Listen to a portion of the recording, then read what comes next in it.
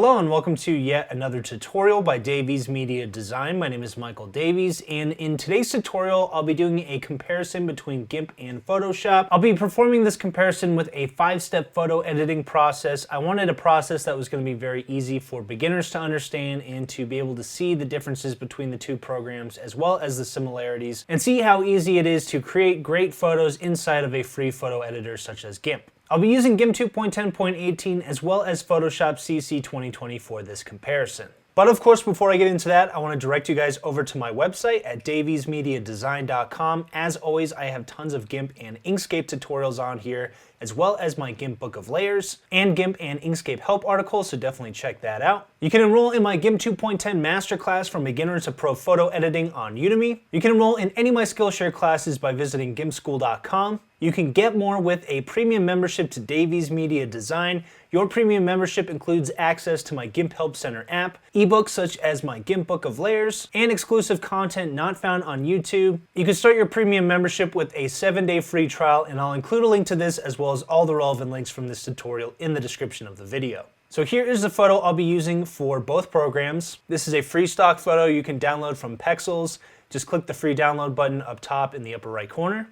So here I have the photo open in Photoshop, and here is the photo open inside of GIMP.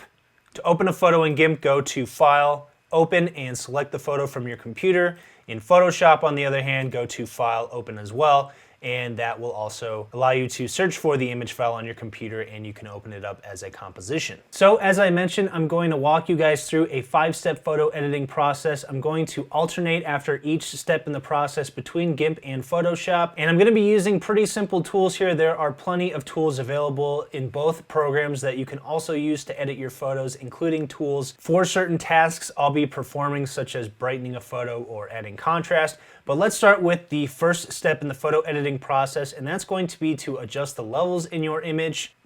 So in Photoshop, you can come over here to the Adjustments tab on the right side, and down here you've got a series of icons. The Levels icon is the second icon here. So I'll click on the Levels adjustment. The very first thing I want to point out is that Photoshop has the adjustment layers. This is not something GIMP has at this time. They are going to introduce it in GIMP 3.2, at least that's their plan. But there's an interesting fact about the adjustment layers in Photoshop that I'm going to get into a little bit later in this tutorial.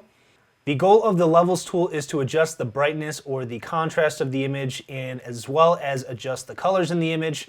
So we've got sliders over here in Photoshop. So we've got the highlights, the midtones, and the shadows. So we can adjust these accordingly. In this case, I'm trying to both brighten the photo as well as add some contrast. So there's a before, there's an after. This is all on, in Photoshop, the RGB channel. So this is adjusting the value for the composite photo with all 3 color channels in the same channel. On the other hand, if I wanted to adjust the colors of this photo, I can click on this, and now I can go to red, green, or blue. So I'll click on red, and now I'm just going to make some slight adjustments. And whenever I'm adjusting the red channel, adding the opposite of red will add cyan to the photo, or it's going to, of course, add more red.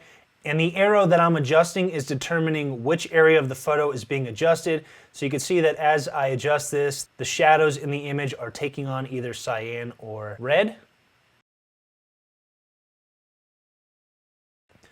There's the red channel. I'll move on to the green channel. And with green, you're either adding green or you're adding magenta. So you can see here, this is adding green to the highlights.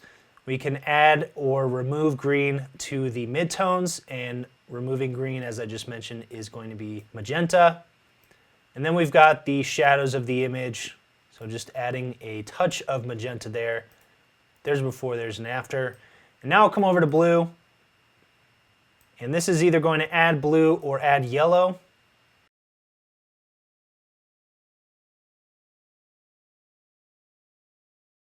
And once I've made adjustments to everything, I can come back to the RGB channel, and I can come down here and I can clamp the output. So that's either going to brighten up or darken the photo, because I'm essentially saying the darkest pixels in the image are now going to be this dark gray color instead of a black color.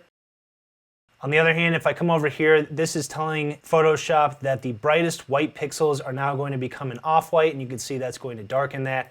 But I'm just going to leave it at a brighter setting, and there we go. I'm just going to collapse this, Now we have our levels adjustment. I'm going to click on the background layer for when we come back to this. So now I'll switch over to GIMP so you guys can see how the levels tool in GIMP stacks up against Photoshop. I do have an entire tutorial on the levels tool in GIMP if you guys want a more in-depth look. So I'll come down here to GIMP, and now I'll come over to Colors, Levels, and as I mentioned, there is no adjustment layer. This is just going to make the adjustments directly on the original layer. But now I'll come up top here, and the same concept is going to apply here. So I can adjust the highlights of this. If I bring the highlights in, it's going to lighten this up. I can adjust the midtones using the midtone slider, and the shadows as well. So bringing those shadows in will add some contrast. And you'll see up top here, it says channel, and then it's going to tell us value instead of RGB. RGB and value are going to be essentially the same thing between the two programs. So RGB, as I mentioned, is going to be a compilation of the red, green, and blue channels all in one, and you're adjusting the value or the brightness of those channels when you're on the RGB channel, whereas with the value channel, same exact thing. But now I'll come over here and change this to red so we can adjust the red channel separately. And just like in Photoshop, we're either adding red or we're adding cyan. So you can see that is adding red to the highlights. And this is going to add cyan to the midtones. And this is either going to add cyan to the shadows, or we can bring it back, and that's going to bring back some of the red that's in there. So here's a before, here is an after. A cool thing with GIMP is you can turn on the split view option, and then you can have a before on the left and the after on the right, and you can move this split view line around so you can just compare your edits up to a certain point and just see what it looked like against the old photo without the edits. So now I'm going to come over here and switch to the green channel. I'll just turn off the split view for now. And same as Photoshop, it's either going to add green or add magenta.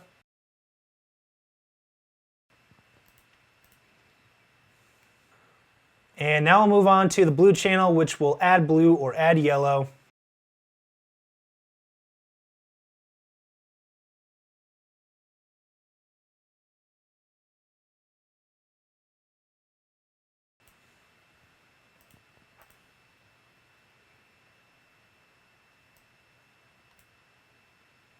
And I can come back over here to value, and I can also clamp the output here, so I can bring this up, and that's going to brighten up this photo overall.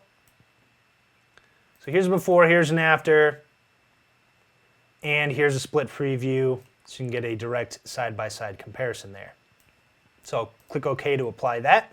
And now let's come back over to Photoshop. Step 2 in this particular process is going to be to adjust the shadows and the highlights. So here's where things get interesting with the adjustment layers in Photoshop. This particular image adjustment does not create an adjustment layer, so although a lot of people make a lot of fuss about the fact that Photoshop has adjustment layers and GIMP does not everything inside of Photoshop actually has an adjustment layer. So this one is going to be just like GIMP directly on the photo. So I'm making sure I'm on my background layer, my photo layer. Now I'll come over to Image, Adjustments, and I'll come down to Shadows, Highlights. And with Photoshop, it gives you a little Show More Options checkbox there that you could turn on or off. So I'm going to leave this on for now because GIMP does come by default with more options that just display when you first open up the tool. But Photoshop is going to apply the shadows, highlights onto the image right when you open this up, so it can look pretty bad at first, but we can adjust the amount. And what the amount is essentially doing is it's saying we are adding less brightness to the shadows. So if I turn it all the way down, that's essentially adding no brightness. So by default, it's at like 35%. We don't need quite that much. So I'll go with something around maybe 10%. And then tone allows you to further just tweak how much brightness you're adding to the shadows in your image.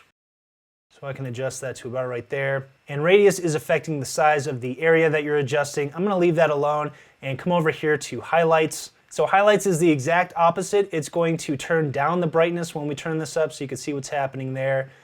So we can crank this up just a tiny bit. And now we can adjust the tone here.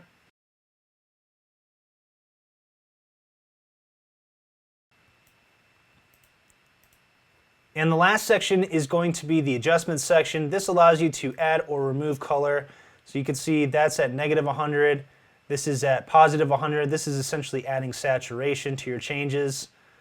So we can add a little bit more. I don't want to overdo it. And you can also adjust your mid-tone colors as well.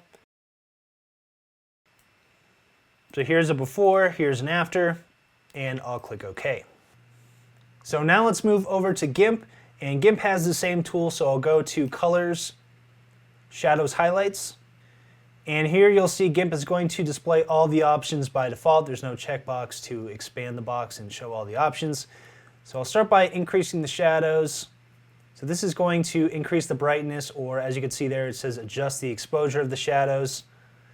And then we can turn down the highlights. And by the way, the reason I like using this tool is that it's going to both balance the photo and it's going to recover details that may have been lost inside of the highlights and the shadows of your image. Of course, when you're using a JPEG image, which is what we're using here, the amount of data you can recover from a photo in those areas is going to be pretty minimal, but this still does help to recover some details in those areas. So both of these have a color adjustment slider, so this is going to allow you to add or remove color to the highlights or the shadows you're adjusting. I'm going to keep these set to the default. You also have the white point adjustment, so this allows you to brighten the photo up overall. And then radius and compress, similar to Photoshop, will allow you to adjust the space that these changes are going to affect in your image. But we can come over here. Here's a split view preview, so on the left is going to be the after photo, on the right is the before. And I'll click OK. So we'll come back to Photoshop. Step 3 in this 5-step photo editing process is to use the Hue-Saturation tool to increase, or you can decrease the saturation. So in Photoshop, you can do that by coming over here to your Adjustments tab, and we have the Hue-Saturation adjustment here. I'll click on that. That will give me an adjustment layer this time. So here we have the properties for this tool, and I can increase the saturation, which is going to increase the intensity of the colors. And I can shift the hue if I wanted to. So you can see by shifting the hues, the overall colors of the image are changing, and this will of course look weird if we do that in this case, but definitely some cool applications for this in both programs. But what I like to do is just shift the hue a slight amount, and so here we have a before, here we have an after. And of course you can change the lightness if you really want to, but in this case I'm going to leave it where it's at. So now I'll minimize this, and we'll come over to GIMP. So now I'll come over to Colors, Hue-Saturation, and this is going to start on the master. So this is going to be adjusting all the colors in the image, and I'll come over here to Saturation, so I could turn up the saturation on this, and we can come over here to Hue, and we could shift the hue of this. So I'm just shifting it slightly like before. And the cool thing about GIMP is you can use modifier keys on these sliders. So for example, if I use my mouse wheel, this will go up or down by 1. If I hold the control key and then drag this, you'll see it'll go up by a larger amount. If I hold the shift key, it'll go up or down by a much smaller amount. So that's a little cool feature in GIMP, is that you can use modifier keys when you are adjusting the sliders. There's a before, there's an after, and I'll click OK. Coming back to Photoshop, now we are going to sharpen both of these photos, and to keep things fair, I'm going to use the same tool in each. So I'm going to use the Unsharp Mask. It's probably the most common sharpening tool you can use in either program. So come back to the image layer and go to Filter, Sharpen, Unsharp Mask. So I've already got these set to the settings I was using before. So the amount is, of course, going to be how much sharpening you want to add to this, and I can click anywhere on the image to preview where I'm sharpening. So I've got this turned up to 207%. The radius is essentially the size of the area that Photoshop is adding contrast to in terms of the edges. So that's basically how sharpening works in any photo editor. It's adding contrast to the edges of details in your image. So this is determining the size of those edges. And then you have the threshold slider, which is determining how much of the sharpening you want to allow Photoshop to add to this image. I'll just click OK to apply those changes, and you'll see here once again there are no adjustment layers for the Sharpen Unsharp Mask. So now let's move over to GIMP and making sure we're on our layer still, and I'll go to Filters, Enhance, Sharpen Unsharp Mask. So here you can see the settings for this tool are going to be very similar to Photoshop's. We've got radius, amount, and threshold. The ordering is slightly different here, and we also don't have percentages. But I'm just going to crank the amount up to about 2, which is going to be pretty much the same as cranking it up to 200%. And the radius, similar to Photoshop, I'll do around 3.5, I think is what I did for the radius before. And I'll leave the threshold. So here's before, here's an after, and I'll click OK. The fifth and final step for editing your photos using this process is going to be adding a vignette. Both programs are totally capable of adding vignettes to photos, of course, although they do it using totally different processes, and Photoshop doesn't really have one set way of adding vignettes to photos, whereas GIMP does. And I'll start by coming over here to Photoshop. I'll show you guys the method that I recommend. So I'll right click on here and go to Convert to Smart Object. Then come over here to Filter, Camera Raw Filter. And I'll come over here to the Effects tab. And over here under Post Crop Vignetting, I'll turn down the amount to add a black vignette, or I can increase the amount to add a white vignette. And down here you'll see this will activate some more sliders, so the midpoint changes, at which point the vignette starts to fade out.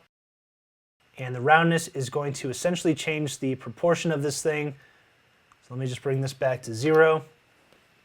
Feathering is going to be how much fading out occurs. So right here you can see there's no fading out, there's no gradual gradation. It's just going to be a strict line. On the other hand, if I go way out, it's going to be very feathered, very soft edges. So I want somewhere in between there. And then the highlights is going to recover some of the highlights going on in here that are blocked by the vignette. So I can turn that value way up or just slightly, and I'll click OK. So the vignette will be added as a smart filter down here. You can turn this on or off using the little show hide icon there. So now let's come over to GIMP. So GIMP, you can either add the vignette directly onto your layer, or you can create a new layer.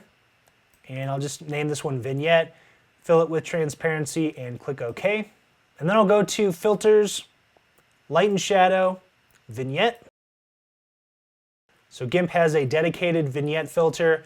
I can increase the radius. That's basically just going to increase the area here in the middle, which will push the black parts of the edges outward. So I like to increase the radius until those really dark parts of the vignette are pushed outside the frame of the image. The softness is basically going to be like feathering. And the gamma here is essentially like the midpoint. Then you have the option to change the proportion. So by default, this is going to be set to the same proportion as the image.